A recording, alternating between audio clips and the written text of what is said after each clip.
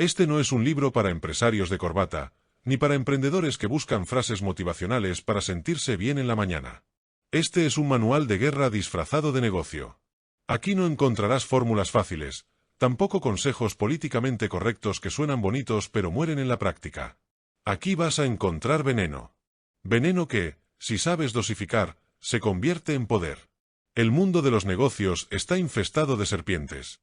Algunos son ratones que creen ser serpientes, otros son serpientes que decidieron comportarse como ratones. ¿El resultado? Empresas que nacen obedientes, siguen el manual, repiten lo que todos hacen, y mueren aplastadas bajo el peso de su mediocridad. Este libro está escrito para quienes entienden que el manual existe para mantener dóciles a los ingenuos, mientras los estrategas hacen fortuna rompiéndolo. El mercado no premia la bondad, premia la astucia. No gana el que trabaja más, gana el que golpea primero y desaparece antes de que lo vean venir. No gana el que se ajusta a las reglas, gana el que las usa como cortina de humo mientras avanza en silencio. La historia de los negocios está construida sobre la sangre de los obedientes y la astucia de los que jugaron sucio con elegancia. Si esperas encontrar aquí un camino seguro, detente. La seguridad es una mentira diseñada para mantenerte débil. En este libro hablaremos de manipulación, engaño, silencio, guerra psicológica y la habilidad de morder en el momento exacto. Porque los negocios que crecen de verdad, los que se convierten en leyenda, son aquellos que se mueven como cobra, silenciosos, pacientes, letales, invisibles hasta que es demasiado tarde. Este no es un texto moral. No hay consejos sobre liderar con el corazón ni poner al cliente primero. Aquí aprenderás que el cliente no siempre sabe lo que quiere, que el inversionista no siempre es aliado, que la competencia es recurso y que las reglas son cadenas para los ingenuos. Aprenderás que el poder no... Capítulo 1. La serpiente en el mercado. ¿Por qué ganar no es seguir el manual? El manual de negocios existe por una sola razón: domesticar. Escrito por los que ya tienen poder, impone un molde para que los ingenuos lo sigan, mientras quienes lo redactaron se aseguran de que nadie más los alcance. El manual no fue creado para tu éxito, fue creado para tu obediencia. Desde que alguien decide emprender, la sociedad le pone un libreto en la mano: registra tu empresa, busca inversionistas, haz un plan de negocios de 100 páginas, contrata empleados, ofrece descuentos, sonríe siempre, sé correcto. Esa es la trampa. Un patrón diseñado para que gastes tiempo, energía y dinero en lo que no genera ventaja real. El que sigue ese camino, termina siendo un peón en un tablero ajeno. La verdad es otra: ganar no es seguir reglas, es saber cuándo ignorarlas. El éxito en los negocios nace del instinto de la serpiente: observar en silencio, moverse sin ruido, esperar la grieta y morder justo donde duele. El que se obsesiona con las normas nunca ve la grieta. El que se obsesiona con hacerlo bien nunca se atreve a morder. Mira el mercado como una selva. El manual dice: coopera, comparte, respeta el territorio, compite limpiamente. Pero la naturaleza no funciona así.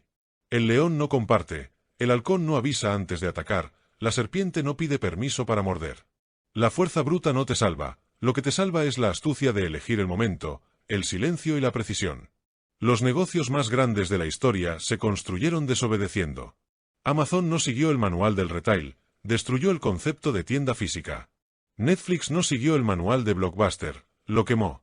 Uber no siguió el manual del transporte, lo ignoró y se volvió indispensable antes de que las leyes pudieran alcanzarlo.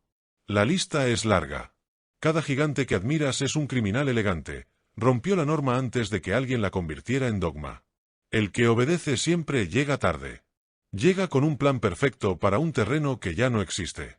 Gana el que se atreve a improvisar, a probar sin permiso, a moverse en las sombras, a jugar con fuego mientras los demás buscan extintor. El manual solo enseña a reaccionar, pero nunca a provocar. El verdadero empresario entiende que cada regla tiene un dueño, y ese dueño no eres tú. Por eso, no se trata de ignorarlas todas, sino de reconocer cuáles sirven como disfraz y cuáles son cadenas. Hay momentos en los que conviene parecer obediente, solo para desactivar sospechas. Pero la mordida real ocurre fuera del manual. El éxito no está en seguir las reglas. Está en decidir cuáles romper, cuáles doblar y cuáles usar como cortina de humo. Los obedientes creen que competir es avanzar paso a paso en la pista marcada. La serpiente sabe que la pista es una ilusión, que la carrera se gana cortando camino por debajo de la hierba. Y cuando muerde, ya no hay reglas que valgan. Solo queda el silencio del que supo jugar distinto. Capítulo 2. el arte de morder primero, adelantarse antes que copien tu jugada. En los negocios, la idea no vale nada. Lo que vale es el momento en que la ejecutas. El mercado está lleno de genios que murieron pobres porque creyeron que tener la gran idea era suficiente. No entendieron lo esencial, la idea es carne cruda, cualquiera puede tenerla, lo que importa es quien muerde primero. El manual dice, analiza, planea, prueba, espera. Mientras tú haces eso, alguien más ya lanzó, ya falló, ya ajustó, y ahora está un paso delante. El que espera siempre queda detrás. Ser el primero no significa ser el más rápido, significa ser el más audaz en atacar cuando los demás aún dudan. Piensa en Apple. No inventaron el smartphone, ni el reproductor de música digital, ni la computadora personal. Pero mordieron primero en la forma de presentarlo, en el momento exacto en que el mercado estaba listo para recibirlo. Mientras otros esperaban el instante perfecto, Apple lo creó. Y cuando quisieron copiarlo, ya era demasiado tarde, habían definido el estándar. Lo mismo pasó con Uber. El manual del transporte decía, licencias, permisos, sindicatos. Uber no pidió nada, simplemente apareció y mordió al mercado. Cuando los taxistas reaccionaron, ya no estaban peleando contra una empresa, estaban peleando contra millones de usuarios que no querían volver atrás. La jugada ya estaba hecha. La clave del mordisco inicial está en dos palabras, anticipación y silencio. Anticipación porque debes leer al mercado como una serpiente lee la temperatura de su presa, pequeños movimientos, señales débiles, deseos que aún no se verbalizan. Silencio porque mientras más hablas de tu plan, más tiempo das a la competencia para preparar antídoto. Los que muerden primero no siempre tienen la mejor solución, pero tienen la ventaja de ocupar la mente de la gente. Y en los negocios, una vez te adueñas de la mente, aunque tu producto sea imperfecto, ya tienes ventaja. Netflix arrancó con envíos de DVD por correo, una idea mediocre en apariencia, pero que le permitió posicionarse. Cuando la competencia intentó copiar, Netflix ya había evolucionado al streaming. El mordisco inicial les dio tiempo y oxígeno para transformarse. Aquí no hablamos de velocidad ciega, sino de precisión letal. La cobra no muerde a todo lo que se mueve. Espera. Pero cuando muerde, no lo hace para probar, lo hace para matar. Ese es el error de los obedientes. Lanzan tarde, o lanzan con miedo, y se quedan en pruebas eternas. El estratega lanza con veneno, aun sabiendo que puede fallar, porque entiende que fallar mordiendo primero duele menos que esperar a que otro lo haga. La regla es simple, si no muerdes primero, muerdes las sobras. En los negocios, el segundo rara vez es recordado. Y si lo recuerdan, es solo como copia barata del que se atrevió a marcar el terreno. Morder primero no garantiza que ganes, pero esperar garantiza que pierdas. Capítulo 3. Negocios camuflados, lo que parece débil y en realidad es letal. En los negocios, la fuerza directa genera resistencia. Quien se muestra demasiado grande, demasiado fuerte, demasiado agresivo, despierta defensas. Los competidores se preparan, los inversionistas dudan, los gobiernos vigilan. La serpiente sabe algo que los torpes olvidan, a veces es más útil parecer frágil, pasar desapercibido, moverse como si no fueras amenaza. Porque el enemigo no se protege de lo que cree débil. El manual dice, presume tu poder, exhibe tu éxito, infla tu marca. Esa ostentación es un error. El verdadero estratega aprende a disfrazarse de pequeño para crecer sin ser atacado. Lo letal no siempre ruge, a veces se arrastra en silencio. Mira cómo Amazon comenzó. Durante años, Jeff Bezos se presentó como una librería online, un negocio limitado, casi modesto. Nadie lo tomó como amenaza seria.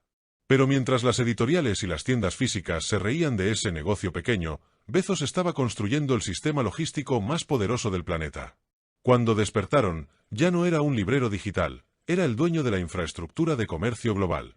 El disfraz de fragilidad le dio tiempo para fortalecerse en la sombra. Otro ejemplo, Xiaomi. Durante años fue vista como la marca china barata que solo copiaba a Apple. Ese estigma fue su camuflaje perfecto. Mientras el mundo la despreciaba, capturaba millones de usuarios en Asia y perfeccionaba su modelo de distribución. Cuando Occidente empezó a tomarla en serio, ya estaba demasiado extendida. Lo que parecía débil era, en realidad, la serpiente enroscándose. El camuflaje no es solo corporativo, también funciona en negociaciones. El empresario que aparenta necesidad, que deja creer al inversionista que tiene el control, puede en realidad estar conduciendo la situación. Fingir fragilidad abre puertas que la fuerza cierra. El error común es mostrar todo el poder demasiado pronto. El verdadero movimiento es parecer débil hasta que tu mordida sea inevitable. La psicología es clara. El ser humano subestima lo que no entiende y desprecia lo que considera débil. Ese desprecio es tu escudo. Mientras te ven como pequeño, no gastan energía en frenarte. Y cuando se dan cuenta de que no eras frágil, ya no pueden detenerte sin destrozarse en el intento. El negocio camuflado es como el veneno, incoloro, invisible, pero letal cuando entra en contacto con la sangre del mercado. Quien sabe disfrazar su poder puede construir imperios sin que nadie lo perciba hasta que es demasiado tarde. La apariencia de fragilidad no es debilidad. Es estrategia. El ratón que todos ignoran puede ser la serpiente que espera paciente en la hierba.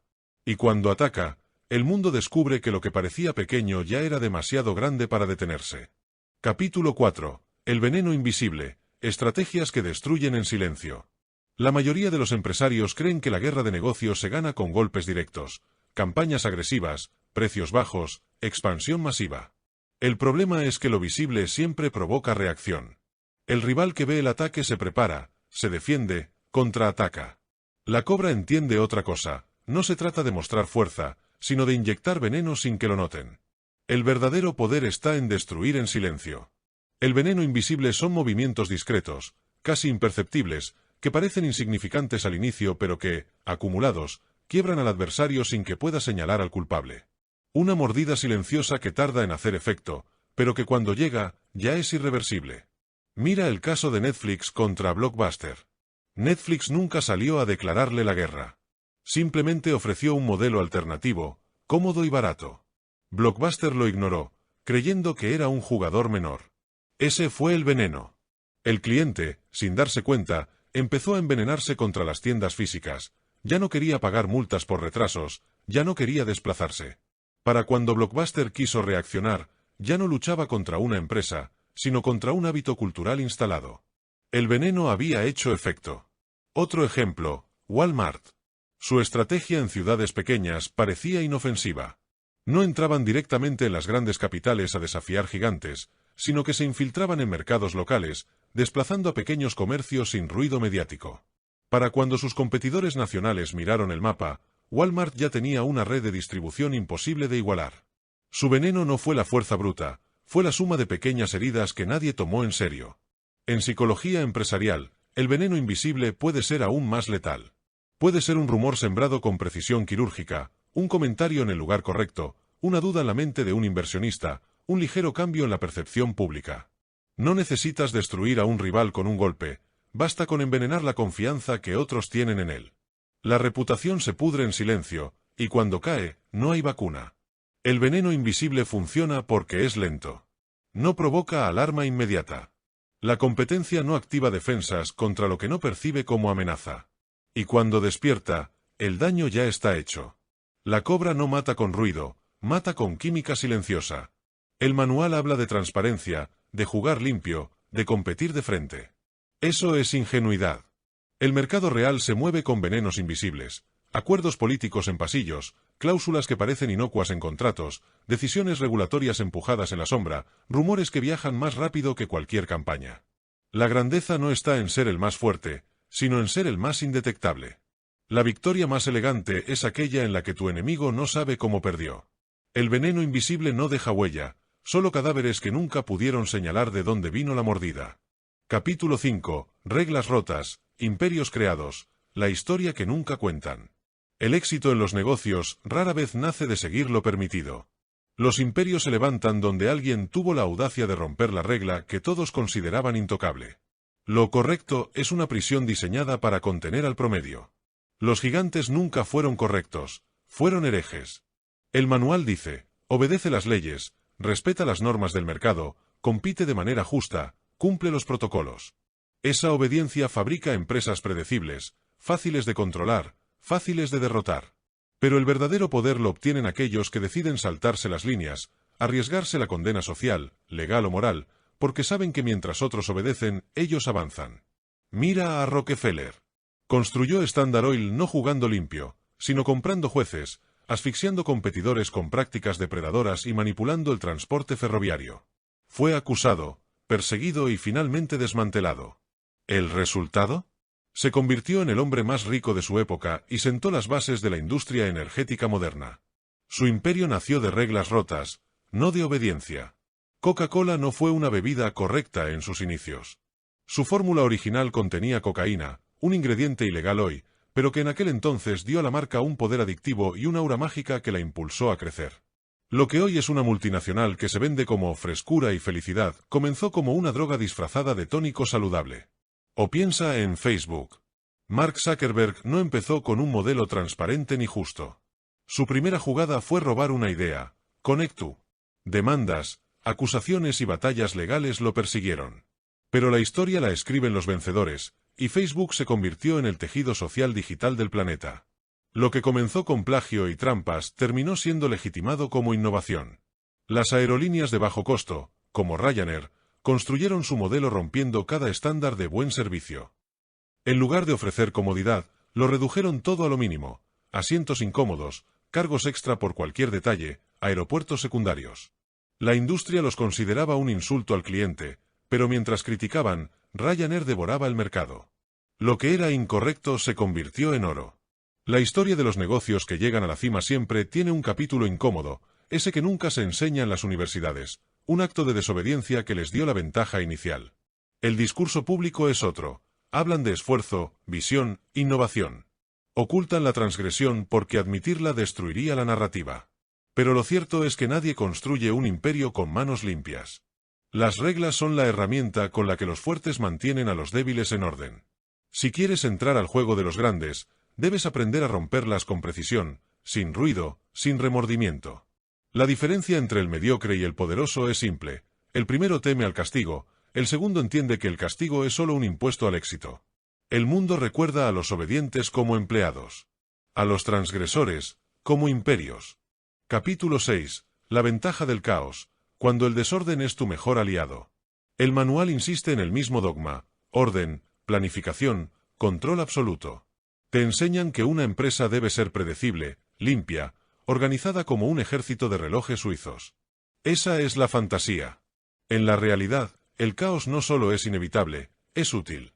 El caos es una niebla que confunde a tus enemigos, que oculta tus movimientos, que te permite avanzar cuando todos buscan certezas. El que intenta controlarlo, todo pierde flexibilidad. El que abraza el caos, lo transforma en ventaja. Mira Silicon Valley, glorifican la innovación, pero lo que realmente hicieron grandes a empresas como Google o Facebook fue el caos inicial. No había jerarquías claras, no había manuales de procesos, ni siquiera modelos de negocios sólidos. Había improvisación, choques de ideas, fricciones internas. Ese desorden generó velocidad.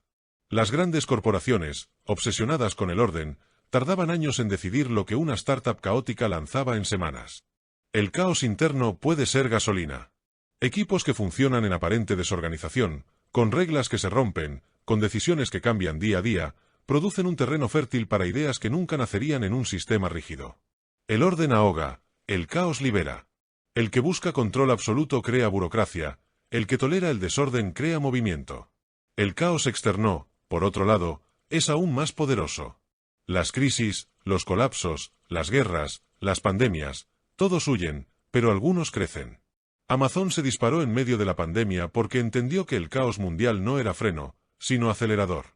Mientras millones entraban en pánico, la empresa fortaleció su logística y capturó la dependencia de los consumidores. Uber nació en medio del caos de la movilidad urbana. Bitcoin se alimenta del caos financiero global. El caos es terreno fértil porque destruye certezas. Y cuando todos pierden referencias, el que se mueve con audacia se vuelve líder. El caos no exige perfección, exige adaptabilidad. El error del empresario promedio es gastar energía en intentar sofocar todo lo que se mueve fuera de su control. Pretende tener manuales para cada escenario, protocolos para cada crisis, mapas para cada tormenta. No entiende que el caos no se controla, se monta. El estratega no busca apagar el fuego, lo utiliza para cubrir su avance. No busca controlar la tormenta, navega con ella a favor. El caos no es enemigo, el verdadero enemigo es la obsesión por el orden. Porque el orden te vuelve predecible, y lo predecible es fácil de atacar. En cambio, el caos te vuelve invisible, difícil de imitar, imposible de detener. En los negocios, como en la guerra, el caos no es una amenaza. Es la máscara que confunde a tus rivales mientras tú avanzas. El que teme al caos queda paralizado. El que lo entiende, cobra en grande. Capítulo 7. Cazando presas grandes con movimientos pequeños. El manual enseña que para ganar en grande necesitas recursos gigantes, capital, equipos, estructuras, campañas masivas. Esa es la mentira que mantiene a los débiles creyendo que deben esperar para tener más antes de atacar. La serpiente no piensa así. La serpiente no necesita tamaño, necesita precisión. Un solo colmillo en el lugar correcto basta para tumbar a una presa enorme. En los negocios, los movimientos estratégicos más efectivos son aquellos que parecen insignificantes, pero que desencadenan consecuencias desproporcionadas. No es la fuerza lo que cambia el juego, es el cálculo. Piensa en Airbnb. No construyó hoteles, no compró edificios, no invirtió en propiedades. Su movimiento inicial fue mínimo, una plataforma que conectaba anfitriones con viajeros. La industria hotelera lo ignoró, creyendo que era un juego marginal. Hoy, Airbnb vale más que las cadenas que despreciaron esa pequeñez. Un golpe estratégico que no parecía amenaza terminó devorando a gigantes. Otro caso, Dollar's Shop Club. Una simple suscripción de cuchillas a bajo precio, con un vídeo viral de bajo presupuesto, desestabilizó a Gillette, un monstruo global. No necesitó miles de millones en publicidad. Un solo movimiento quirúrgico, un modelo directo al consumidor con un mensaje irreverente, abrió una grieta en el muro del gigante. El principio es claro, el poder no está en la magnitud del esfuerzo, sino en el punto exacto donde lo aplicas. Como en ajedrez, un peón mal colocado no significa nada, pero un peón en el lugar correcto puede convertirse en reina y volcar la partida. Los movimientos pequeños son más peligrosos porque pasan desapercibidos. El rival grande no reacciona a tiempo. Se siente seguro en su tamaño, en su capital, en su historia. Y esa seguridad lo vuelve lento. El pequeño que ataca con precisión no necesita derribar de frente, le basta con infectar una grieta y dejar que el daño se expanda desde dentro. El error común es intentar competir en fuerza bruta contra gigantes. No puedes vencer a Coca-Cola gastando más en publicidad, ni a Amazon construyendo más bodegas. Pero puedes morder en un punto que ellos ignoren, un segmento olvidado, un modelo distinto, una necesidad que desprecian. No hace falta vencerlos en todo, basta con herirlos en un lugar que no pueden proteger a tiempo. La estrategia es simple, identificar la vena expuesta y clavar ahí los colmillos. Nada más. Un movimiento mínimo que altera el equilibrio total. El tamaño de la presa no importa. Lo que importa es la precisión de la mordida. Capítulo 8. El disfraz del tonto. Cómo fingir debilidad para dominar. Nada confunde más que la debilidad fingida. El manual enseña a proyectar fuerza, mostrar poder, intimidar. Esa es la trampa. Cuando muestras tus cartas, tu rival se prepara. Cuando aparenta ser inofensivo, lo desarmas. El verdadero estratega entiende que la subestimación es un recurso. Que lo miren como ingenuo, que lo confundan con amateur, que lo crean torpe. Eso es cobertura. El rival no se protege de un idiota, lo ignora, lo descuida, lo deja acercarse demasiado. Ahí es donde la mordida entra sin aviso. Mira cómo las startups desafiaron industrias enteras. Los bancos tradicionales veían a PayPal como un experimento ridículo de nerds con laptops. Los subestimaron. Cuando reaccionaron, era demasiado tarde, la supuesta debilidad ya dominaba transacciones globales. En negociaciones, la misma lógica se aplica. El que aparenta no saber mucho, el que se sienta en silencio, el que parece inseguro, obliga al otro a hablar de más. El fuerte que se cree superior revela sus intenciones, sus límites, sus puntos débiles. El tonto escucha, sonríe, asiente, y en silencio recoge munición. Al final, cuando todos creen que está en desventaja, coloca la carta precisa y se lleva el trato. El disfraz del tonto no es pasividad, es táctica. Requiere frialdad para aceptar que te subestimen y ego fuerte para no necesitar aplausos inmediatos. El que busca validación nunca puede fingir debilidad, su orgullo lo delata. Pero el estratega sabe que el ego es caro, prefiere parecer menos y cobrar más. La historia está llena de imperios levantados gracias a la máscara de fragilidad. El enemigo no temía, se confiaba. Esa confianza fue el veneno. Un ejército pequeño puede parecer inútil, pero si sabe cuándo ocultar su filo, puede desatar un golpe devastador. En negocios, como en guerra, no siempre gana el más fuerte. Muchas veces gana el más ignorado. La debilidad fingida es un arma maestra porque desarma sin violencia, abre puertas sin esfuerzo, y coloca al enemigo en la posición más peligrosa de todas, confiado. Dominar no siempre es gritar más fuerte ni mostrar músculos. Dominar es dejar que crean que no los tienes, hasta que el momento de morder sea irreversible. Capítulo 9. El manual del enemigo. ¿Por qué leerlo solo para quemarlo?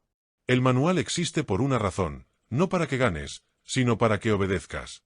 Cada regla escrita, cada modelo de negocio validado, cada paso seguro está diseñado para que camines por el carril donde todos se estancan. Los que siguen el manual se convierten en carne predecible. Trabajan, invierten, se mueven bajo fórmulas que otros ya conocen. Creen que al cumplir cada norma están blindados, cuando en realidad solo se han vuelto predecibles. Y lo predecible siempre es explotable. Aquí entra el verdadero jugador, el que estudia las reglas no para someterse, sino para encontrar las grietas de quienes sí lo hacen. Leer el manual es como leer el mapa mental del enemigo. Te dice cómo piensa, dónde se protege, qué movimientos jamás considerará. Saber eso te da poder absoluto sobre él. Ejemplo, las grandes corporaciones operan con políticas rígidas. Procesos, protocolos, jerarquías. Eso les da estabilidad y lentitud. Si entiendes sus reglas, sabes cómo demorarlos, cómo filtrarte, cómo aprovechar los huecos que ellos mismos no pueden romper. El manual es su prisión, para ti, es la llave. En el mundo militar pasa igual. El soldado que sigue el reglamento a la letra pierde contra el insurgente que no lo respeta. El manual enseña disciplina, pero también te encierra en patrones. El enemigo que lo estudia puede anticipar cada paso y convertirlo en trampa. En los negocios, el manual dicta: haz estudios de mercado extensos, valida antes de lanzar, no arriesgues capital sin análisis. Quien sigue eso, se frena. Quien lo ignora, avanza. Uber no pidió permiso antes de invadir ciudades. Amazon no esperó consenso para quemar librerías. Leían el manual, solo para incendiarlo después. El manual no es basura. Es útil como radiografía de la mente sumisa. Estúdialo, entiéndelo, memorízalo. Y luego rómpelo con precisión quirúrgica. Tu ventaja es clara. Mientras ellos siguen caminando en fila india creyendo que hacen lo correcto, tú atacas desde el flanco. Ellos obedecen. Tú piensas. Ellos se sienten seguros. Tú los rodeas. El error es creer que ganar viene de perfeccionar lo aprendido en el manual. La verdad brutal es que el éxito está en escribir uno propio, mientras el resto muere defendiendo el suyo. Quien quema el manual no queda sin guía, se convierte en la guía que otros no pueden predecir. Capítulo 10. Guerras de precio. ¿Cómo sobrevivir sin vender tu alma? La guerra de precios es el cementerio de los débiles. Cada vez que alguien baja el valor de lo que vende, no solo está regalando su producto, está amputando su poder. Porque el que entra en esa batalla ya perdió antes de empezar. La competencia se frota las manos, los clientes se acostumbran a lo barato, y el negocio se convierte en esclavo de sobrevivir con las obras. Los idiotas creen que bajar el precio es ser competitivo. En realidad, es declararse sin estrategia. La verdadera competencia no está en ver quién vende más barato, sino en quien logra que lo caro parezca irresistible. Apple no destronó a Nokia porque ofreciera celulares más económicos, sino porque convenció al mundo de pagar más por un aparato que ni teclado tenía. Sobrevivir a la guerra de precios exige entender algo fundamental: el cliente no compra números, compra percepciones. Si bajas el precio, educas al mercado a verte como opción de segunda. Si elevas el valor percibido, puedes vender incluso caro y que te lo arranquen de las manos. Las marcas inteligentes convierten el precio en insignificante. ¿Cómo? 3 rutas. Una experiencia como blindaje. Cuando compras Rolex, no pagas la hora, pagas el símbolo. El que pelea con el reloj barato ya perdió, porque compite en un terreno que Rolex nunca pisó. 2. Exclusividad como arma. No todos pueden acceder, y eso precisamente da valor. El producto caro no es para todos, y esa es su fuerza. 3. Narrativa como veneno. El precio bajo grita desesperación. El precio alto, sostenido con un relato sólido, grita poder. Entrar en guerras de precio es aceptar las reglas del enemigo. El camino real está en construir un juego distinto, donde tu rival ni siquiera pueda alcanzarte aunque regale su producto. El que baja su precio vende su alma, cambia respeto por lástima, calidad por liquidación. El que se mantiene firme, o incluso sube, transmite un mensaje más fuerte que cualquier anuncio: lo que ofrezco no se negocia. Y esa es la frase que separa al predador de la presa. La salida de la guerra de precios no es competir, es elevarse por encima de ella. Porque los que pelean en ese fango acaban hundidos en el mismo lodo. El estratega, en cambio, construye un terreno propio, donde el precio no es la batalla, sino la consecuencia de haber ganado todas las demás. Capítulo 11. El engaño rentable, manipulación ética y antiética en los negocios. En los negocios la verdad pura no vende, manipula menos y rara vez conquista. La realidad es incómoda, lo que mueve el mercado no es la transparencia, sino la percepción. El cliente no compra lo que es, compra lo que cree que es. Y esa brecha entre realidad y percepción es donde nace el engaño rentable. Muchos prefieren llamarlo marketing, branding o posicionamiento. Palabras bonitas para disfrazar lo que realmente hacen, moldear la mente del consumidor, incluso si eso significa mentir con elegancia. Porque no nos engañemos, detrás de cada eslogan perfecto y cada campaña brillante hay un componente de exageración, omisión o manipulación calculada. La diferencia entre la mentira ruinosa y el engaño rentable está en el control. La mentira ruinosa se descubre rápido y te destruye. El engaño rentable se sostiene porque está diseñado con precisión quirúrgica. Se dice lo suficiente para que el otro crea lo que necesita creer, mientras tú sigues moviendo los hilos. El engaño rentable funciona porque las personas buscan ilusión más que realidad. No quieren el producto tal cual es, quieren creer que comprarlo los hace distintos, mejores, poderosos o seguros. ¿Por qué un perfume cuesta $200? Porque la botella, la campaña y la historia lo elevan a un nivel donde el precio deja de ser racional. Eso no es verdad objetiva, es manipulación bien ejecutada. Ahora, la frontera entre lo ético y lo antiético no existe realmente, salvo en la mente de los débiles. El negocio ético manipula suavemente, el antiético lo hace sin pudor. Ambos obtienen resultados. La diferencia está en el costo y en la resistencia al fuego cruzado. La ética es solo una etiqueta que se usa para dormir tranquilo. La antiética, si se domina, es un arma que construye imperios. Un político lo sabe, nunca gana con la verdad desnuda, gana con verdades maquilladas. Una empresa lo aplica, nunca escala solo con calidad, escala con narrativas que rozan el mito.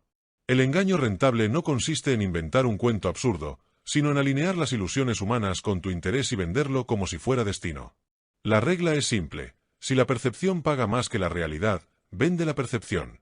Quien lo entienda, convierte cada palabra en capital. Quien lo ignore, seguirá creyendo que la calidad se vende sola, hasta que la competencia, con menos producto pero más engaño, lo entierre. El juego no está en ser honesto ni en ser falso, está en ser convincente. Y el que domina el arte de mentir con estilo, controla el tablero. Capítulo 12. Miedo como arma, paralizar a la competencia sin tocarla. El miedo es más barato y más efectivo que cualquier inversión en publicidad, abogados o ejércitos de vendedores. No tienes que golpear para ganar. Basta con que el otro imagine el golpe. El miedo es la sombra que convierte a tus rivales en estatuas, los hace titubear, retrasar decisiones, cometer errores y hasta rendirse antes de iniciar la batalla. La mayoría de los empresarios buscan ser admirados. Creen que la reputación se construye con aplausos, diplomas y buenas relaciones públicas. Error. La verdadera reputación de poder no se mide en elogios, se mide en cuanto silencio genera tu nombre en boca de los demás. Si cada vez que mencionan tu negocio, tus competidores tragan saliva, entonces ya ganaste. El miedo se construye en 3 niveles. Un miedo a tu imprevisibilidad. El enemigo que no sabe cuál será tu próximo movimiento, jamás duerme tranquilo. Si atacas donde nadie espera, tu sombra será más pesada que cualquier golpe directo. 2. Miedo a tu respuesta. El competidor que sabe que si se cruza contigo, pagará un precio alto, evita desafiarte aunque tenga ventaja.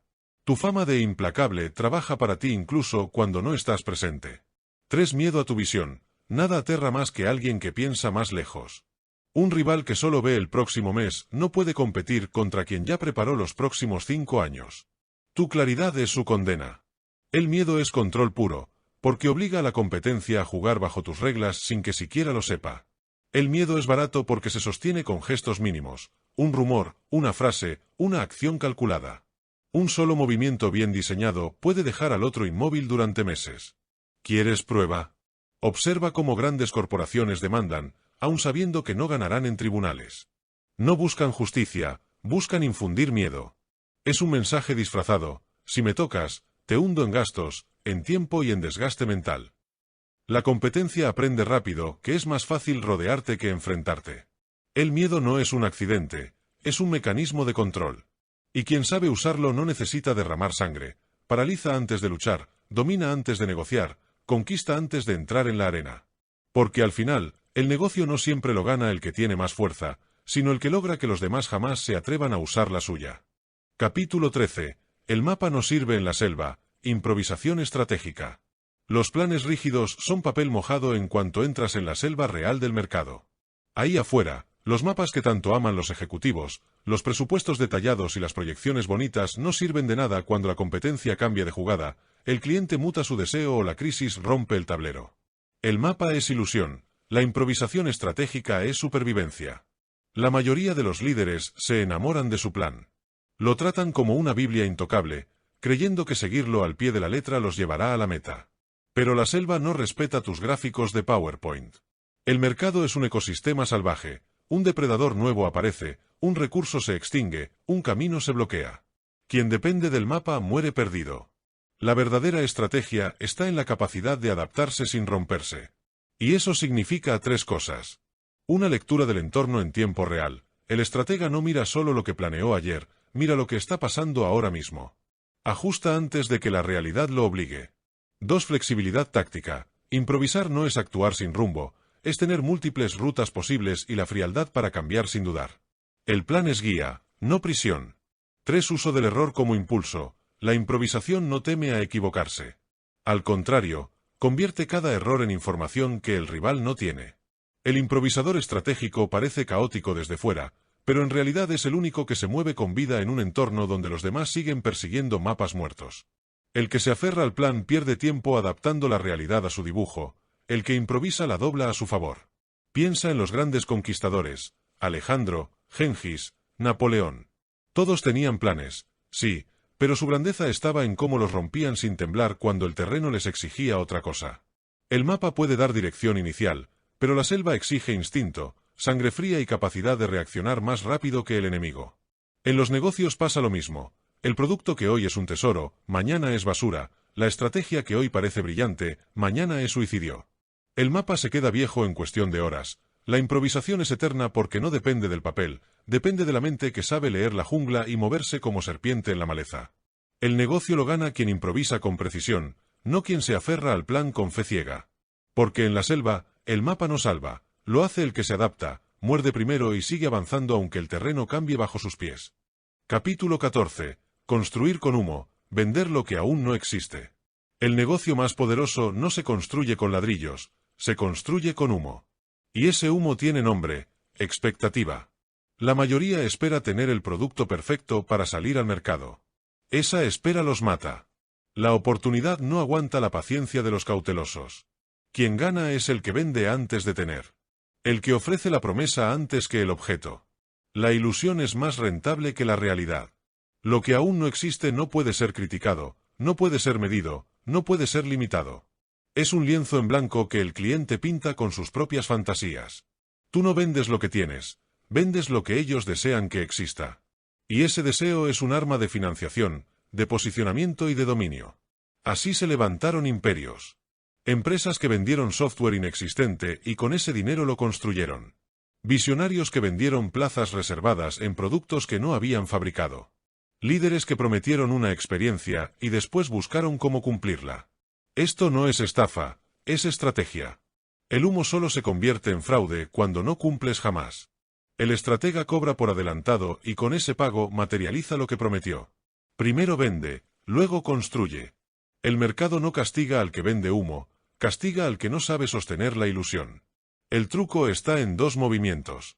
1. Crear una narrativa irresistible. No describes lo que tienes, pintas lo que va a ser. El cliente debe sentir que si no compra ahora, perderá la oportunidad de su vida. 2. Entregar lo suficiente para mantener la fe. No necesitas todo terminado, solo pruebas mínimas que alimenten la expectativa. Como un tráiler que nadie cuestiona aunque la película aún no exista. El miedo detiene a muchos, ¿y si no logro entregarlo? Esa pregunta es el filtro entre mediocres y visionarios. El mediocre quiere seguridad, el visionario apuesta con cartas invisibles y gana porque arriesga antes que los demás. Construir con humo es dominar el terreno psicológico del mercado, generar ansiedad, deseo y urgencia por algo que solo vive en tu mente. Al final, los negocios no se tratan de lo que ya está, sino de lo que aún no existe. Y quien logra vender el humo, pronto tendrá el fuego. Capítulo 15. El cliente nunca tiene la razón, controlando la narrativa. El mito más caro del comercio es este: el cliente siempre tiene la razón. Mentira. Esa frase fue diseñada para domesticar a los pequeños, para hacerlos esclavos de la queja, para que confundieran servicio con sumisión.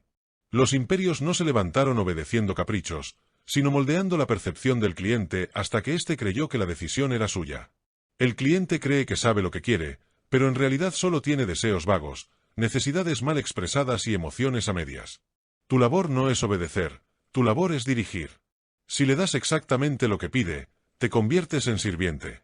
Si lo guías hacia lo que realmente necesita, aunque no lo haya pedido, te conviertes en referente.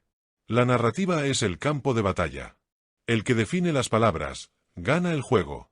Cuando el cliente dice, quiero barato, en realidad quiere seguridad de no perder dinero. Cuando exige rápido, busca ansiedad satisfecha. Si lo dejas controlar el lenguaje, caes en su trampa. Si traduces y reinterpretas su demanda, pasas a controlar la conversación. Esto no significa maltratar al cliente.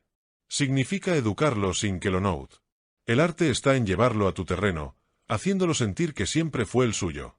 Esa es la verdadera manipulación comercial. El cliente cree que manda, pero en silencio, tú diriges cada paso. Los grandes negocios no nacen de preguntar, ¿qué quieres?, sino de afirmar, esto es lo que necesitas. La diferencia es brutal. El primero te pone a merced de su capricho, el segundo te pone como autoridad. Y la autoridad vende más caro, vende más veces y vende con menos resistencia. Nunca olvides, si el cliente tuviera la razón, sería él quien tendría el negocio, no tú.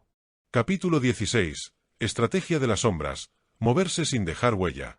Los que fracasan lo hacen porque hablan demasiado pronto, muestran demasiado pronto y celebran demasiado pronto. El enemigo más letal no es el que grita su poder, sino el que se mueve en silencio hasta que ya es demasiado grande para ser detenido. El mercado está lleno de egos que necesitan validación, publican planes, exhiben logros mínimos, muestran cada paso esperando aplausos. Lo que no entienden es que cada palabra es una bala gratis que entregan a su competencia. Cada exposición temprana abre la puerta a que alguien copie, sabotee o desacredite. La estrategia de las sombras consiste en crecer sin ruido. Sin carteles, sin anuncios innecesarios, sin llamar la atención antes de tiempo. El poder real se cocina en la oscuridad, se prepara, se consolida, se multiplica fuera de las miradas. Y cuando finalmente emerge, no hay manera de detenerlo, porque ya no es una idea, es una estructura sólida con clientes, ingresos y control. Moverse sin dejar huellas significa varias cosas. No mostrar el mapa completo, solo revelas fragmentos, nunca la ruta entera. Hacer ruido donde no importa, distraes con algo menor mientras lo esencial avanza en secreto. Evitar la dependencia de validación, no necesitas que te aplaudan en la siembra, solo cuando recojas la cosecha. Controlar la narrativa externa, lo que se sabe de ti debe ser lo que tú decidas, no lo que otros descubran. La sombra no es cobardía, es inteligencia. No exponerse no significa no atacar, significa elegir el momento preciso, cuando ya no existe resistencia posible. Los tiburones no se anuncian antes de morder, simplemente aparecen con la presa en la boca. Recuerda, en los negocios, la visibilidad temprana es una debilidad. La invisibilidad planificada es un arma. Muévete en las sombras, y cuando salgas a la luz, será demasiado tarde para cualquiera que intente detenerte. Capítulo 17. Negociar como cobra, sonrisa delante, colmillos detrás. La negociación no es un acto de amistad, es un duelo silencioso donde alguien siempre cede más de lo que imagina. Quien entra buscando agradar, pierde. Quien entra buscando intimidar, también pierde. La clave es dominar el arte de la cobra, mostrar serenidad, proyectar calma, pero con los colmillos listos para hundirse en el momento exacto. El error más común en los negocios es creer que las negociaciones se ganan con argumentos. No, se ganan con atmósferas. La otra parte debe sentir que hablar contigo es agradable, pero al mismo tiempo entender que hay un filo oculto en cada palabra. Ese filo no se muestra, se insinúa. La amenaza velada pesa más que la amenaza explícita, porque la imaginación siempre multiplica el miedo. Sonrisa delante significa cortesía estratégica, trato amable, empatía calculada. Un rival relajado baja la guardia. Un cliente confiado revela más de lo que debería. Un socio tranquilo firma más rápido. Pero esa sonrisa no nace del corazón, nace de la estrategia.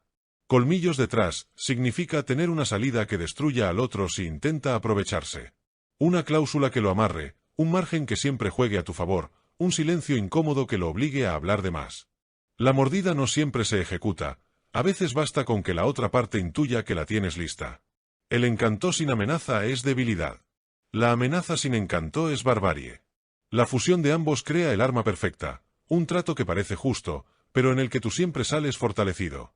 Negociar como cobra no es gritar, ni imponer, ni rogar. Es mirar fijo, sonreír, dar la mano, y dejar claro que, si alguien intenta jugar contigo, lo último que verás será tu veneno entrando en su sistema. Capítulo 18. Cuando todos corren, arrástrate, el poder de moverse distinto. El instinto colectivo es correr. Seguir la tendencia, imitar al líder, perseguir la moda. Es la naturaleza de la masa, moverse rápido hacia donde todos parecen ir, aunque no sepan exactamente por qué. Y ahí está el error. Cuando todos corren, el terreno se vuelve estrecho, el aire se vuelve escaso, y la competencia se multiplica hasta el colapso. La verdadera ventaja está en lo opuesto, moverte distinto. Mientras ellos corren desesperados por la superficie, tú te arrastras por debajo, lento pero seguro, invisible y letal. El que corre se desgasta, se expone, se distrae. El que se arrastra elige el momento exacto para atacar. La mayoría cree que el éxito depende de velocidad. Pero la velocidad sin dirección es solo ruido. En negocios, la lentitud estratégica puede valer más que la rapidez colectiva. Moverse distinto no significa quedarse atrás, significa elegir un ángulo que nadie más ve. Significa rechazar lo obvio y apostar por lo que parece irracional, hasta que los resultados lo convierten en genialidad. Los grandes golpes de la historia no nacieron de imitar, sino de contrariar. Cuando todos apostaban a lo tangible, alguien vendió humo y ganó. Cuando todos inflaban precios, alguien bajó estratégicamente y dominó. Cuando todos corrían hacia lo digital, alguien explotó lo físico de forma inesperada. Arrastrarse es más que una metáfora, es entender que no tienes que mostrar prisa, que el tiempo es un arma, y que lo importante no es llegar primero, sino llegar cuando los demás están exhaustos. La mayoría corre porque teme quedar fuera. El estratega se arrastra porque sabe que, al final, el que llega intacto domina a los que se desgastaron en la estampida. Capítulo 19. El costo de ser obediente, como lo correcto arruina negocios. Obedecer es cómodo, pero la comodidad nunca construyó imperios. El manual enseña a no arriesgar, a cumplir normas, a seguir procesos establecidos. Pero en los negocios, obedecer es otra palabra para limitarse. Es aceptar que otros decidan hasta dónde puedes llegar. La obediencia es la cárcel más elegante del emprendedor. Te hace sentir seguro, protegido, parte del rebaño. Y mientras obedeces, alguien que no respeta las reglas está comiéndose tu mercado. La historia no recuerda a quienes se portaron bien, recuerda a quienes rompieron esquemas y desafiaron lo correcto. Lo correcto dicta prudencia, pero la prudencia en exceso mata la oportunidad. Lo correcto exige paciencia, pero a veces esperar equivale a renunciar. Lo correcto adora la estabilidad, pero la estabilidad es la antesala de la mediocridad. Los negocios más rentables nacen de decisiones incómodas, arriesgadas, incluso inmorales para algunos. No porque el riesgo sea un fetiche, sino porque es el único camino que los obedientes nunca tomarán. Obedecer es renunciar a la ventaja de lo inesperado. El costo de ser obediente es simple. Nunca pasarás de trabajador a dueño, nunca dejarás de ser reemplazable, nunca impondrás tu visión. Obedecer paga salarios, desobedecer crea fortunas. El imperio de los obedientes no existe, porque siempre estuvieron demasiado ocupados cumpliendo reglas como para construirlo. Capítulo 20. Riesgos que alimentan, perder poco para ganar mucho. Los negocios no se construyen desde la certeza, se construyen desde el filo. El riesgo no es un accidente, es la esencia del poder. El problema no es arriesgar, sino no entender la medida. Quien evita el riesgo muere lento, consumido por la previsibilidad. Quien lo abraza sin cálculo, muere rápido, devorado por su propia imprudencia. El arte está en perder poco para ganar mucho. Cada movimiento estratégico implica sangre. A veces la tuya, a veces la de otro. El que teme perder una moneda nunca verá un lingote. El que teme arriesgar una reputación nunca tendrá un imperio. Y aún así, la mayoría juega como si el fracaso fuera una condena eterna, cuando en realidad es solo el costo mínimo de acceder a un premio mayor. El riesgo alimenta porque obliga a la adaptación. Te arranca del confort, te saca del manual, te obliga a pensar con los dientes. Ahí donde los demás buscan seguridad, tú pruebas tu fuerza en el vacío. Ahí donde los obedientes quieren certezas, tú entiendes que las certezas son solo cadenas pulidas. No se trata de arriesgar por emoción, eso es suicidio. Se trata de diseñar trampas donde incluso perdiendo, ganes. Apostar fichas menores para abrir acceso a mesas grandes. Sacrificar terreno inútil para rodear al rival en un punto vital. Dejar ir lo que pesa para ganar velocidad en el ataque. El riesgo calculado no es un salto al vacío, es un salto sabiendo dónde caerás. El estratega entiende que perder no lo debilita, lo alimenta. Cada pérdida pequeña comprada es un seguro de aprendizaje, una póliza contra la mediocridad, un recordatorio de que lo que vale está más allá de lo cómodo. El que arriesga poco y gana mucho no es temerario, es letal. Porque mientras los demás miden pérdidas, él ya está contando territorios conquistados. Capítulo 21. La psicología oscura de las ventas. Activar deseos ocultos. La mayoría cree que vender es persuadir, mostrar beneficios, adornar el producto. Esa es la superficie. El verdadero juego está en entrar en la mente del cliente, no en su bolsillo. Y en esa mente no gobiernan la lógica ni los argumentos, gobiernan los deseos reprimidos, los miedos ocultos y las carencias que jamás admitirá en voz alta. El cliente no compra lo que dices que ofreces, compra lo que su inconsciente le grita en silencio. El traje caro no es tela, es estatus. El auto no es transporte, es poder. El reloj no da la hora, da jerarquía. Nadie paga por lo que es útil, todos pagan por lo que llena el vacío que los devora por dentro. La psicología oscura en ventas consiste en excavar en ese vacío y darle una forma que coincida con tu oferta. No empujas un producto, colocas un espejo. Lo manipulas para que vea en ti la solución de un problema que ni siquiera había aceptado tener. Y cuando lo reconoce, ya no es una compra, es una necesidad disfrazada de decisión propia. Los métodos son simples pero letales. Anclar miedo y alivio. Primero le muestras lo que teme perder, luego le das tu oferta como la única salida. Crear escasez. Nada despierta más deseo que lo que parece inaccesible. Despertar el ego. Convierte la compra en una prueba de inteligencia, éxito o poder. Nadie quiere sentirse menos. Sugestión indirecta. No ordenas, plantas ideas. Haces que él mismo piense que la decisión fue suya. El comprador cree que elige, pero el verdadero vendedor ya colocó las cartas en su subconsciente antes de que tocara la mesa. La manipulación no es opcional, o la usas, o eres la víctima de quien sí lo hace. El secreto es claro, no vendas productos, vende lo que el cliente oculta. Ahí está el dinero, ahí está el poder, ahí se construyen las fortunas. Capítulo 22. Construir mitos, no marcas, el negocio como religión. Una marca es débil. Es solo un nombre, un logo, un eslogan pegado en una campaña publicitaria. Una marca se recuerda, hasta que aparece otra más barata, más ruidosa o más nueva. Pero un mito nunca muere. Un mito se convierte en dogma, y un dogma gobierna incluso cuando la lógica lo contradice. Las grandes fortunas no se construyeron con marcas, se construyeron con cultos. Apple no vende teléfonos, vende pertenencia. Nike no vende zapatos, vende épica. Tesla no vende autos, vende un profeta que promete el futuro. Lo entiendas o no, los clientes no quieren productos, quieren símbolos en los que puedan creer, banderas que les den identidad. El negocio que sobrevive décadas no es el que compite, sino el que se vuelve intocable. ¿Por qué? Porque sus clientes ya no son clientes, son creyentes. Y un creyente no compara precios, no discute funcionalidades, no busca alternativas. Defiende, predica y pelea por tu causa como si fuera suya. El mito se construye con 3 ingredientes. Una narrativa fundacional. No digas que naciste para vender, di que naciste para cambiar el mundo, aunque sea mentira. La gente no sigue negocios, sigue historias. 2 símbolos y rituales.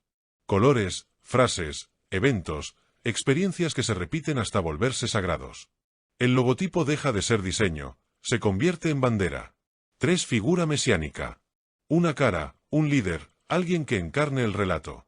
No importa si es amado u odiado, lo esencial es que sea imposible de ignorar. Construir un mito es convertir a tu empresa en religión. Y como toda religión, vive del fervor, no de la lógica. Si logras que el mercado te adore, que te defienda y te predique, ya no tendrás consumidores, tendrás devotos. Y los devotos pagan, justifican, se sacrifican, todo con tal de no traicionar la fe que has plantado en ellos. Ese es el verdadero poder. Lo demás son negocios pequeños jugando a ser grandes. Capítulo 23. Competencia como alimento. Dejar que otros te preparen el terreno. La mayoría ve a la competencia como una amenaza. Los inteligentes la ven como carne fresca. Los rivales no solo existen para incomodarte, existen para trabajar gratis para ti. Su inversión en marketing educa a tu cliente, su innovación abre brechas que tú puedes perfeccionar, sus errores desgastan su reputación y fertilizan el terreno para tu entrada. El secreto no es destruir a la competencia, sino alimentarte de ella. ¿Para qué gastar millones explicando al mercado una necesidad, si tu enemigo ya lo hizo? ¿Para qué arriesgarte en un nuevo modelo de negocio, si puedes dejar que otro se estrelle primero y luego recoger los pedazos que aún sirven? La competencia es tu laboratorio. Ellos prueban, ellos arriesgan, ellos se desgastan. Tú observas, calculas y entras cuando las probabilidades ya no están en contra. Es la estrategia del depredador paciente. Deja que la presa corra, que se canse, que se exponga, y solo entonces atacas. Mira a Amazon. No inventó el comercio electrónico, lo perfeccionó. Apple no creó el smartphone, convirtió un ladrillo en un objeto de deseo. Netflix no inventó el streaming, pero entendió cuándo debía matar el DVD. El terreno lo prepararon otros. Ellos solo llegaron a cosechar. El error de muchos empresarios es obsesionarse con aplastar al rival en lugar de exprimirlo. No necesitas destruir a tu competencia, necesitas que exista, pero en desventaja, siempre un paso delante de ti abriendo camino, mientras tú capitalizas el momento correcto para moverte. En los negocios, el enemigo no siempre se mata. A veces se deja vivir, porque cada gota de su esfuerzo es alimento que fortalece tu propio imperio. Capítulo 24. El silencio estratégico. Cuando no decir nada es el mejor golpe. Las palabras son armas, pero el silencio es un misil. En los negocios, todos hablan demasiado, venden, justifican, explican, prometen. Y en ese ruido constante, el que sabe callar es el que realmente controla la sala. El silencio no es ausencia de poder, es concentración de poder. Cuando te presionan en una negociación, la mayoría responde con ansiedad, con exceso de argumentos para parecer fuertes. El estratega oscuro entiende que quien habla primero pierde. El silencio incomoda, desarma, obliga al otro a llenar el vacío con sus propias inseguridades. Ese espacio de incomodidad es el terreno donde revelan más de lo que deberían.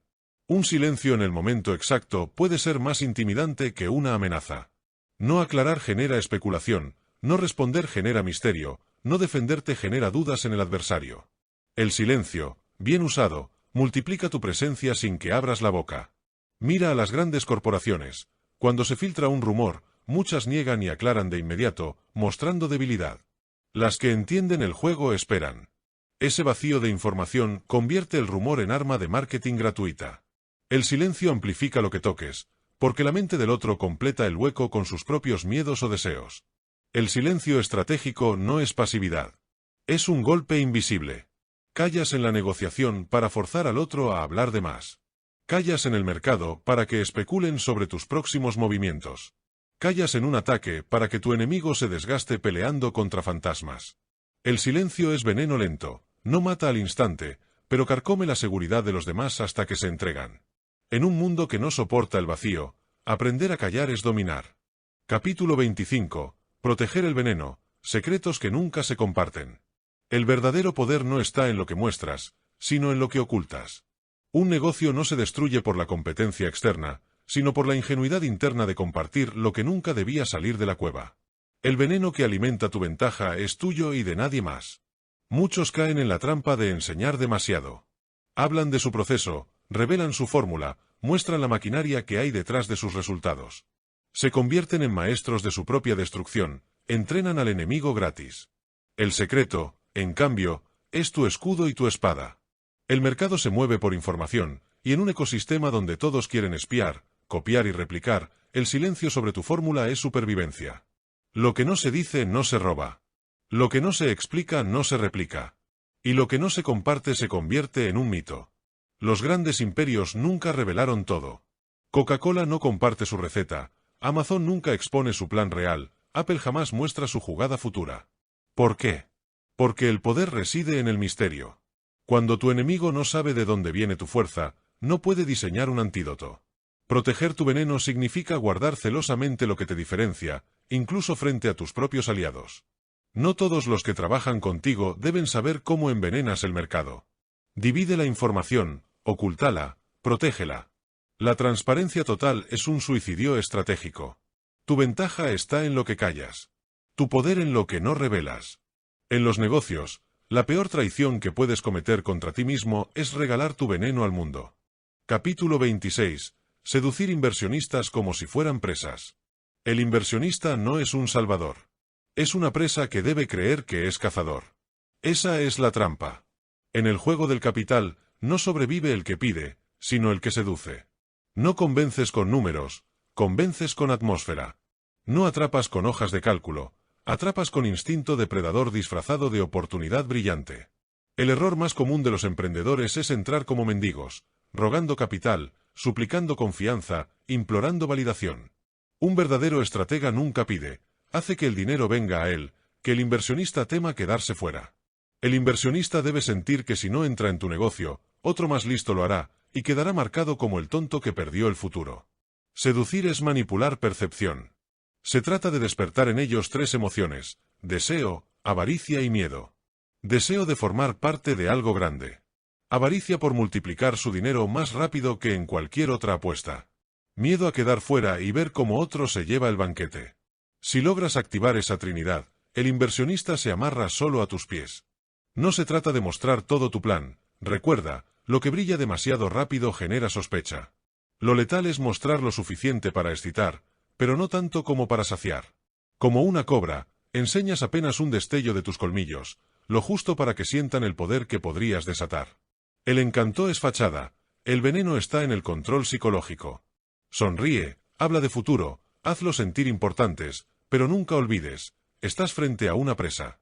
Y cuando la presa cree que camina contigo de la mano, en realidad ya tiene tu veneno corriendo por las venas. El capital fluye hacia ti porque lograste que el inversionista confundiera deseo con decisión propia. Seducir inversionistas no es pedir inversión. Es hacerlos rogar por entrar a tu juego. Capítulo 27. El poder de la escasez. Crear hambre antes de servir el plato. La abundancia mata el deseo. La escasez lo enciende. Nada mueve más rápido el dinero que la sensación de perder algo que todavía no se tiene. El negocio no es vender, es provocar hambre. Las masas no compran porque necesitan, compran porque creen que si no lo hacen ahora, alguien más se llevará lo que ellos merecen. La escasez es el veneno más elegante, invisible, sutil, pero capaz de desatar histeria colectiva. Mira cómo se agotan entradas, ediciones limitadas o últimas unidades. No es calidad, es psicología. La gente no compra el objeto, compra el miedo a quedarse fuera. En los negocios, controlar la escasez es controlar la mente. Un producto puede ser mediocre, pero si lo haces escaso, se convierte en mito. Un servicio puede ser común, pero si lo cierras a pocos, se vuelve exclusivo. Y mientras más hambre generes, más caro puedes cobrar. El error de los ingenuos es pensar que la confianza del cliente se gana dándole todo. Lo opuesto es verdad, se gana reteniendo, negando, limitando. La seducción está en mostrar un plato brillante, servir un bocado mínimo y retirarlo antes de que quede satisfecho. El cliente se arrastra detrás de ti porque cree que solo tú puedes saciar su hambre. La escasez no es falta de producto, es exceso de estrategia. Creas un vacío en la mente del otro y luego le ofreces la llave para llenarlo, a tu precio, bajo tus condiciones. Un mercado lleno de abundancia es un cementerio de negocios mediocres. Un mercado donde gobierna la escasez es un banquete para el que controla el plato. Capítulo 28. El legado de la serpiente, negocios que sobreviven sin fundador. Un verdadero imperio no muere con su creador. Si tu empresa depende de tu presencia, no es un imperio, es un autoempleo disfrazado. El poder real está en diseñar un sistema que respire, muerda y venene sin ti. La mayoría de emprendedores construye jaulas doradas, creen que tienen un negocio, pero en realidad son esclavos de su propio invento. Cuando el fundador se apaga, la máquina colapsa. Es el error de quienes quieren ser el héroe de la historia en lugar de la sombra que escribe las reglas. El legado de la serpiente consiste en crear estructuras tan frías y eficaces que no dependan del calor humano. Procesos que se replican, equipos que operan con autonomía, marcas que caminan solas y generan devoción incluso cuando tú ya no existes. El veneno está en el ADN de la empresa, no en la boca del fundador. Piénsalo así, Un depredador no deja descendencia débil. Deja crías capaces de cazar sin su guía. En los negocios, eso significa sistemas automáticos, líderes entrenados para ejecutar sin cuestionar, una cultura tan envenenada de estrategia que incluso tus herederos, socios o empleados continúan mordiendo con la misma precisión. Si tu negocio necesita tu cara, tu voz o tu aprobación diaria, estás condenado. Pero si logras desaparecer y aún así la máquina sigue creciendo, entonces has construido un monstruo que ya no te pertenece, una serpiente eterna que sigue cazando en la oscuridad. El verdadero éxito no es volverte indispensable, sino volverte invisible. El fundador muere, la serpiente queda. Capítulo 29. Fracasar con estilo. Cómo perder y seguir creciendo. En los negocios, fracasar no es opcional, es inevitable. Lo que diferencia a los que desaparecen de los que se hacen gigantes es cómo interpretan la caída. El débil llora, se avergüenza y pide perdón. El estratega convierte el fracaso en espectáculo, en narrativa, en mito. La derrota es una herramienta de posicionamiento. Cuando caes con estilo, no das lástima, inspiras. La gente no admira a quien nunca pierde, sino a quien se levanta más fuerte. La empresa que reconoce un tropiezo con arrogancia calculada, que convierte su error en lección pública, se vuelve más peligrosa. Porque muestra que ni el golpe más duro la puede enterrar. Fracasar con estilo es manipular la percepción. No hablas de pérdidas, hablas de experimentos. No dices que perdiste, dices que invertiste en información. No muestras miedo, muestras resiliencia teatralizada. Tu error se vuelve marketing, tu caída se vuelve historia que conecta, tu sangre derramada se convierte en bandera. El secreto está en no esconder el fracaso, sino usarlo como arma narrativa. Cada quiebra parcial puede ser un capítulo de crecimiento. Cada error puede ser una excusa para reinventar el modelo. Cada no funcionó puede ser contado como una prueba superada. Los imperios no se construyen con victorias continuas, sino con cicatrices exhibidas. El fracaso no es un final, es un escenario, la oportunidad perfecta para mostrar que incluso derrotado, sigue siendo peligroso. Fracasar con estilo significa que aun cuando pierdes, ganas poder. Capítulo 30. Cobra en grande, el negocio que sobrevive porque nunca sigue el manual. El manual está escrito para que obedezcas, no para que domines. Las reglas son un mapa falso diseñado por los que ya están arriba, para que los de abajo nunca encuentren la salida real. Seguirlo es condenarse a ser reemplazable, predecible, común. La cobra en grande no nace obedeciendo, nace torciendo el camino, mordiendo cuando nadie lo espera, escondiéndose en silencio hasta que su veneno hace efecto. No compite en el terreno de todos, lo crea. No se mueve en manada, se arrastra sola y aún así logra que el resto la tema. Sobrevivir en los negocios no se trata de construir con ladrillos seguros, sino de aprender a morder con precisión quirúrgica. El que juega distinto, el que rompe la rutina, el que finge debilidad, el que convierte el caos en ventaja, ese es el que sobrevive. El manual enseña a no morir rápido, pero nunca a ganar en grande. El negocio cobra es el que nunca revela su fórmula, que convierte la pérdida en espectáculo, que seduce con escasez, que mata en silencio y sonríe mientras lo hace. No porque sea cruel, sino porque entiende la ley más simple del mercado. No gana el que mejor juega, gana el que escribe sus propias reglas mientras los demás aún leen las ajenas. Y aquí está la conclusión final, no hay victoria en lo correcto, solo en lo letal. El imperio que permanece es el que se atreve a hacer lo que otros llaman imposible, inmoral o absurdo. La cobra no pide permiso para morder. Muerde, y después reina. El mundo de los negocios no es un salón de clases ni un templo de moral, es un terreno baldío donde gana quien se atreve a ensuciarse las manos. Los que sobreviven no son los obedientes, son los que rompen patrones, inventan caminos y convierten el miedo ajeno en herramienta propia. Seguir el manual es una garantía de mediocridad. Sí, te dará un sueldo, estabilidad, una oficina con aire acondicionado, pero también te condenará a ser olvidado en cuanto alguien más joven, más hambriento y menos obediente aparezca. El mercado no recuerda a los correctos, recuerda a los que hicieron temblar el tablero. Un negocio cobra no busca aceptación, busca permanencia. Y la permanencia no se logra complaciendo, se logra controlando. No es moral, no es justo, no es limpio, es efectivo. El éxito no viene de hacer lo que todos esperan, sino de ser la sombra que nadie puede predecir y el veneno que nadie puede neutralizar. La última lección es esta: no intentes ser bueno en un juego amañado, sé letal en un juego que solo tú entiendes. La cobra no pide lugar en la mesa, la cobra crea un terreno donde todos los demás tiemblan. Esa es la verdadera victoria, Sobrevivir porque jamás jugaste con las reglas que intentaron imponerte.